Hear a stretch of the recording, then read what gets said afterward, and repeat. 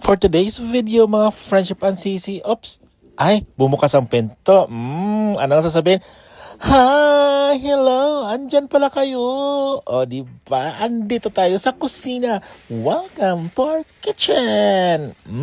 At yan, kasi nakabili ako ng malaking bitter gourd or ampalaya or ang tawag is Kerala. Kaya tayo ay magluto.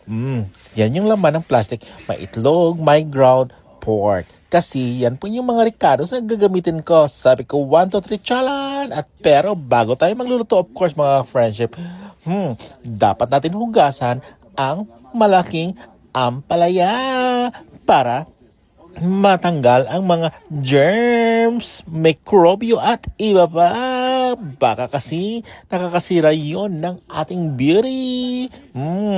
Oops, careful dyan kasi yung kutsilyo kong nabili sa day-to-day napakatulis. Ano ba yung masahait ka na siya ba? So kaya careful. So ayan, linisan mo natin ang ampalaya. Sabi ko, ampalaya, bakit ang bitter mo? Ang bitter mo sa amin, sa kanila at sa aming lahat. Pero nasa bitter mo or napagka-bitter mo ay masarap. Ay, masarap talaga ang bitterness. Bitterness or bitter gourd or ano ba tawag to? Sa English basta yun. Alam niyo dati kasi mga friendship and sisi ko ay kwento lang ha. Yung ako ay bata pa. No, ako ay bata pa. Hindi talaga ako marunong kumain ng ampalaya. Talagang ayokong kumain talaga nito kasi 'di ba? Bitterness ang pait o 'di ba? O hindi naman siguro ako yung makarelate niyan.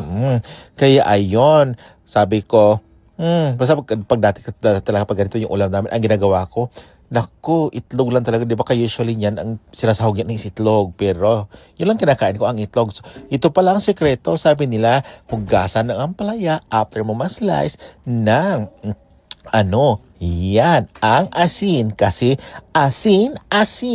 Yan ang pangpatanggal ng mga, sumpa ng pagka-bitter ng bitter gourd. Kaya lagyan ho natin ng asin. Yan yung sekreto. While naghihintay po akong mainit yung kalaha dyan. So, pues, initin mo natin yung tinapay. Para yan na. Ganito pala ang paglagay ng ating kalaha. Diba? After nun, of course, lagyan na natin ng apoy para maging mainit ang kalaha. Wow, 1, 2, 3, smile. Smile muna. Pero ayun na, luto na pala yung tinapay. Ang luto, mainit na pala yung tinapay. At tingnan niyo anong ginagawa ko, di ba? At makarelatin kayo ng ganito. Kasi, tingnan niyo, ay, sorry, napaso ako. Yan nga talaga kasi kahit mainit, kain agad. Ganyan talaga ako pag gutom na, di ba? Ganyan na naman kayo eh. Kahit gutom na, basta gutom na, kahit mainit pa, kumain na. So, ganyan din ba kayo mag-check ng kalaha pag mainit na? Ilagay yung kamay, o inudod yung kamay bago maglakay ng mantika? Kung sinong ganyan, makarelate. So, taas ang paa, ang kaliwang paa, ang gusto ko. Yun na nga, magsimula na ho tayo magluto ng bitter gourd. Kasi nga, sa bitter gourd, malasap mo ang sarap. Di ba? Yun nga, tuloy na natin yung kwento ko. Yun nga, dati, pag talaga ito yung ulam mo, di ba, itlog talaga yung nilalagay. So, ang ginagawa ko, itlog yung kinakain ko. Yung ampalaya is nilagay ko sa gilid. Yan. So, ito nga, yung tawag ko dito is ampalaya con carne. Kasi nga, ang ricados ko o panghalo ko is yung ground pork.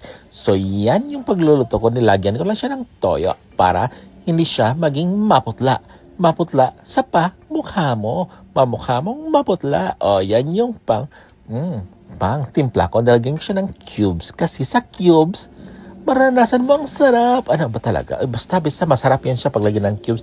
Yan lang yung yun lang yung pang palasa ko dyan.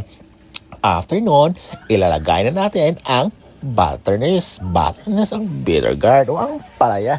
At saka i-mix natin ng konti para matapon yun.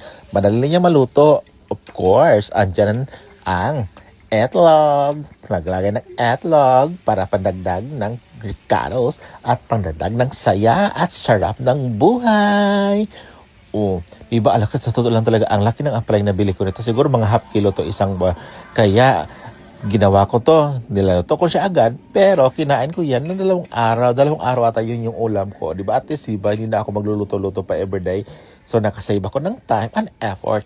Ganyan kasi ako dito, pag magluto ng ulam, minsan naabot ng 5 or 4 na araw, o di ba? Pak, luto na siya. Sabi ng kamay ko, luto na siya. So, ilagay natin sa lalagayan or hanguin na natin. O, di ba? Mausok-usok yan. Ang gusto ko talaga din sa amplayan ko makainin is yung bagong loto, yung fresh na fresh. Ayoko yung malamig na kasi hindi ko akong gusto. So, ayan na.